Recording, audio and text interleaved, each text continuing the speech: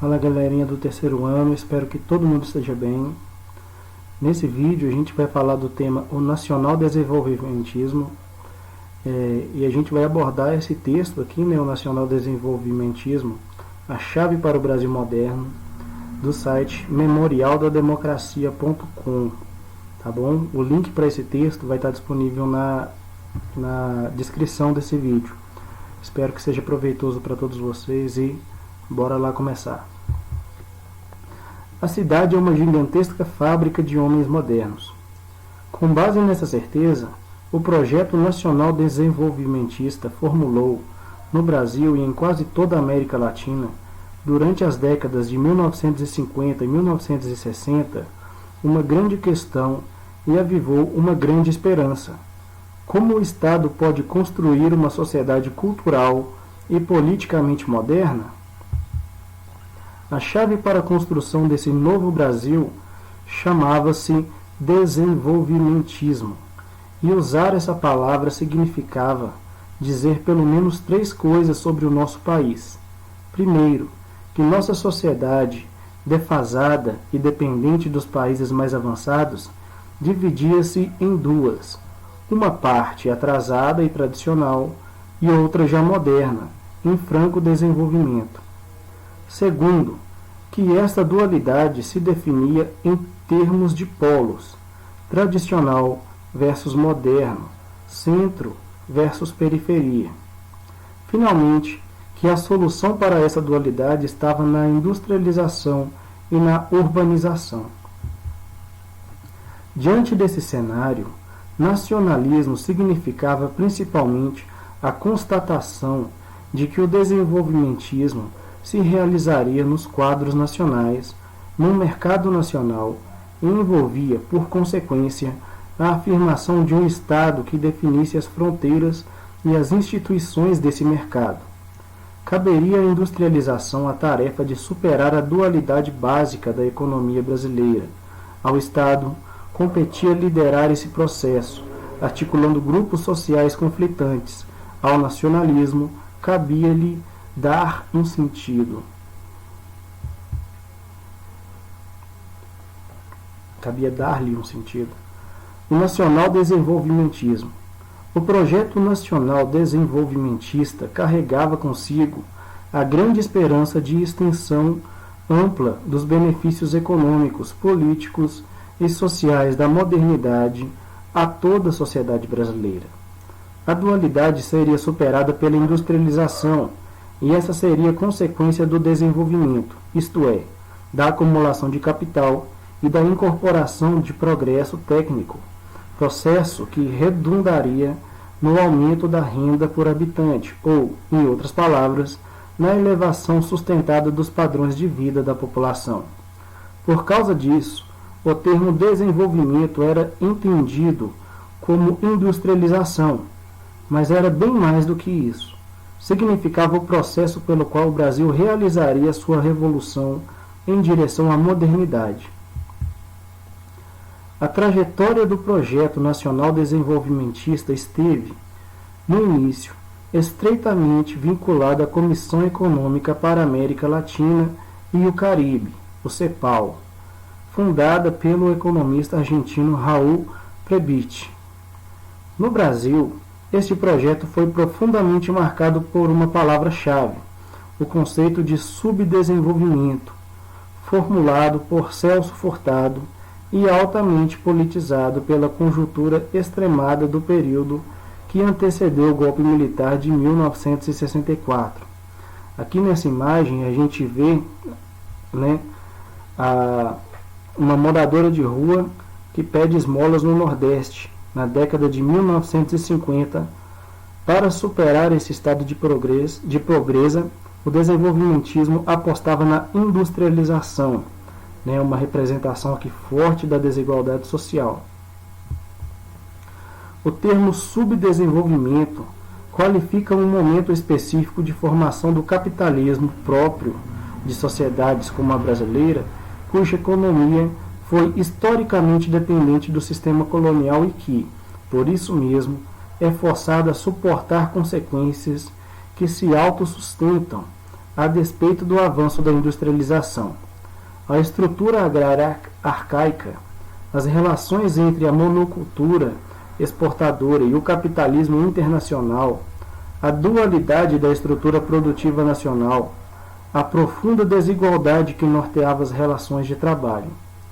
No argumento de Furtado, para ultrapassar essa situação de subdesenvolvimento, era necessário um conjunto de reformas básicas a serem implantadas pelo Estado, reformas agrária, fiscal, bancária, urbana, tributária, administrativa e universitária. Na imagem, a gente vê aqui em Washington, Celso Furtado aponta ao Nordeste brasileiro o novo conceito de subdesenvolvimento para entender a nossa realidade. A defesa dessas reformas estruturais tornou-se uma das principais bandeiras de luta para as forças nacionalistas e de esquerda no país e assumiu sua forma política definitiva, as reformas de base, alguns anos depois, a partir de 1962, durante o governo de João Goulart. A palavra subdesenvolvimento, por sua vez, entrou para o vocabulário da população, que passou a utilizá-la difusa e diversamente, porém sempre mantendo uma angulação definida por Furtado. Era preciso enfatizar onde ocorria o subdesenvolvimento para melhor enfrentá-lo. Governo Vargas. A defesa da intervenção estatal. O projeto para o país do segundo governo de Getúlio Vargas foi pautado pelo ideário do nacional desenvolvimentismo, principalmente a defesa da intervenção do Estado em áreas consideradas de interesse nacional. As indústrias e aquelas atividades vinculadas à diversificação do mercado interno receberam atenção especial. Para executar seus programas de industrialização, Getúlio Vargas concentrou-os em duas instâncias, o Ministério da Fazenda e a Assessoria Econômica. Essa última, uma equipe à parte, organizada pelo advogado e economista Rômulo de Almeida, a pedido do presidente. Diferente da composição político-partidária que marcou a escolha de seu ministério, a assessoria econômica reuniu nomes como o economista Inácio Rangel e o sociólogo Jesus Soares Pereira. Em comum, tinham o compromisso com uma política de desenvolvimento nacional independente, pelo menos nos setores de infraestrutura. Getúlio Vargas situou a assessoria ao alcance da mão. No primeiro piso do Palácio do Catete, em cuja sala varavam à noite trabalhando, sendo por isso chamados de boêmios cívicos pelo presidente. Dessas noitadas derivaram plano síntese do ideário nacional desenvolvimentista varguista, como a criação da Petrobras e da Eletrobras, e todos acompanhados por uma reforma fiscal que possibilitasse a alocação de fundos para sua execução. A legenda da imagem. O ministro da Fazenda, Oswaldo Aranha, cumprimenta José Américo de Almeida, à esquerda, no dia de sua posse no Ministério da Aviação e Obras Públicas, observado pelos generais Caiado de Castro e Ciro do Espírito Santo Cardoso de óculos, Rio de Janeiro, 1963. Sobrecarregada, a equipe sugeriu a criação de 2 grupos vinculados ao Ministério da Fazenda, a Comissão de Desenvolvimento Industrial, o CDI, e a Comissão Mista Brasil-Estados Unidos, CMBEU, que elaborou projetos para a industrialização e a infraestrutura energética. Legenda da imagem. Alzira Vargas, o embaixador Walter Moreira Salles e o presidente do Banco Internacional para a Reconstrução e o Desenvolvimento, BIRD, Eugênio Black, durante a assinatura de empréstimo para a construção de estradas no estado do Rio de Janeiro. A concessão de empréstimos pelo Banco Mundial e pelo Exim Bank, através do CMBEU, garantiu ao ministro Laffer 250 milhões de dólares para os projetos formulados, mas era necessário o dobro desse valor. A solução? Encaminhar ao Congresso a aprovação de um fundo de reaparelhamento econômico a ser constituído por meio de um aumento em 15% no imposto de renda. Legenda da imagem: visita da missão do BERD, a Companhia Hidrelétrica de São Paulo, em Paulo Afonso, Bahia, 1953. Para a oposição, foi um prato cheio. Em vez de taxar os tubarões, o governo vai sobretaxar os humildes com esse projeto ignóbil, afirmava, por exemplo, o udenista Aliomar Baleiro.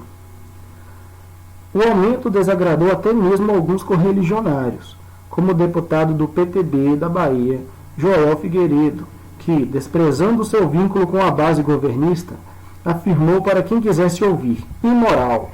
Trata-se de uma solução imoral. Legenda da imagem: presidente Getúlio Vargas e o ministro da Agricultura João Presidente Getúlio Vargas e o ministro da Agricultura João Cleófas, apontando para a Câmara, visitam obras da Light para o desvio do Rio Paraíba, Barra do Piraí, Rio de Janeiro, 1952. Executar o país projetado por Getúlio Vargas envolvia custos políticos consideráveis. Suas medidas entravam em choque com empresas estrangeiras, com interesses locais, industriais e financeiros, associados em vias de se associar ao capital internacional, e com os poderosos proprietários de terras, que permaneciam politicamente ativos em suas regiões. Todos esses grupos combatiam um Estado regulador do mercado, concentrador de riquezas e favorável à adoção de políticas de contenção do capital estrangeiro em áreas consideradas estratégicas para o desenvolvimento nacional. Governo JK, Plano de Metas. Foi no governo de Juscelino Kubitschek que o Projeto Nacional Desenvolvimentista se consagrou definitivamente no cenário político brasileiro. Com a construção da nova capital e com seu programa de governo, JK aliou a experiência bem-sucedida de um governo democrático com a crença inabalável no projeto de um Brasil possível. Seu programa de governo, o Plano de Metas, ou Programa de Metas, definiu 31 objetivos, com prioridade para 4 pontos principais: o transporte, especialmente o rodoviário, incluindo o incentivo à indústria automobilística, à energia, à indústria pesada e os alimentos. Vamos lá. Juscelino Kubitschek, aqui na imagem, explica seu plano de metas durante a conferência O Desenvolvimento Econômico e as Metas do Governo, nessa conferência no Clube Militar do Rio de Janeiro, em 1959. Vamos lá. Na época de seu lançamento, em fevereiro de 1956, o Plano de Metas foi o primeiro e mais audacioso programa de planejamento estatal da modernização econômica do Brasil. Além da construção de uma nova capital do país, JK criou 20 mil quilômetros de novas rodovias e inaugurou 2 novas hidrelétricas, Três Marias e Furnas, durante o seu mandato. Aqui na imagem, veículo produzido pela VEMAG. A aposta na indústria automobilística foi uma marca do governo JK. JK concebia no Estado a pulsão construtiva do desenvolvimento e enxergava a cidade como sua picareta modernizadora. Brasília, a nova capital, era a meta síntese disso, unindo a tradição à modernidade, a afirmação da nacionalidade ao desejo de integração do país a partir do centro e daí para o mundo. Aqui a legenda: construção da rodovia Belém-Brasília, BR-153, no final dos anos 1950. Juscelino construiu 20 mil quilômetros de estradas e pavimentou 5.600 de rodovias já existentes. Para além das obras, o presidente também incentivou a produção de conhecimento técnico para impulsionar desenvolvimento nacional. O Instituto Superior de Estudos Brasileiros, o ISEB, criado em 1955, e ligado ao MEC, foi definido pelo presidente como Laboratório de Pesquisas da Realidade Brasileira. Aqui na imagem, construção da usina hidrelétrica de Três Marias, iniciada em 1958. A modernização estava ligada ao aumento da geração de energia elétrica. Ok? Laboratório de Pesquisas da Realidade Brasileira, o ICEB. Nele, intelectuais como Álvaro Vieira Pinto e Hélio Jaguaribe estavam comprometidos com a reflexão sobre a realidade do país e com o desenvolvimento autônomo do Brasil dentro do capitalismo. Suas discussões eram animadas por ideias da Comissão Econômica para a América Latina, o CEPAL, e do Terceiro Mundismo, Centro e Periferia, Autonomia, Autenticidade Nacional. Aqui na imagem a legenda: de chapéu, o presidente Juscelino caminha com assessores e correligionários nas obras da futura capital, tendo ao fundo as torres do Congresso Nacional de Brasília, em 1959. Mas nem só de produção de conhecimento vivia o ICEB. Seus membros atuavam diretamente na implementação de projetos nacionais desenvolvimentistas. Ok? Governo Jango, as reformas de base. A defesa de reformas estruturais tornou-se uma das principais bandeiras da luta do governo de João Goulart e das forças nacionalistas de esquerda, assumindo sua forma política definitiva nas reformas de base. O campo das esquerdas no Brasil era largo, atrativo e plural. Nele cabiam comunistas, socialistas, nacionalistas, católicos e trabalhistas, e também se acomodavam partidos, associações de estudantes e de militares de baixa patente, sindicatos e federações operárias ou camponesas, organizações e grupos revolucionários. A despeito da própria heterogeneidade e da conhecida dificuldade para desenvolver o programa de comum acordo, o improvável aconteceu. No final do ano de 1961, as esquerdas formaram uma coalizão sem precedentes voltada para a aprovação e execução imediata do projeto das reformas de base, e começando pela reforma agrária. Ok, a legenda da imagem aqui. Sessão do Congresso para a definição das reformas de base em São Paulo, 1963. Encampadas pelo governo João Goulart, as reformas visavam alterar estruturas econômicas, sociais e políticas para garantir a superação do subdesenvolvimento e a redução das desigualdades sociais no Brasil. Esse programa, que atingia a base de sustentação do poder na República, tinha viés distributivo de renda e vocação socialmente inclusiva. A reforma agrária, por exemplo, avançava sobre o latifúndio e impactava a produção e a renda do campo. A reforma urbana interferia no crescimento desordenado das cidades e planejava o acesso à periferia e combatia a especulação imobiliária.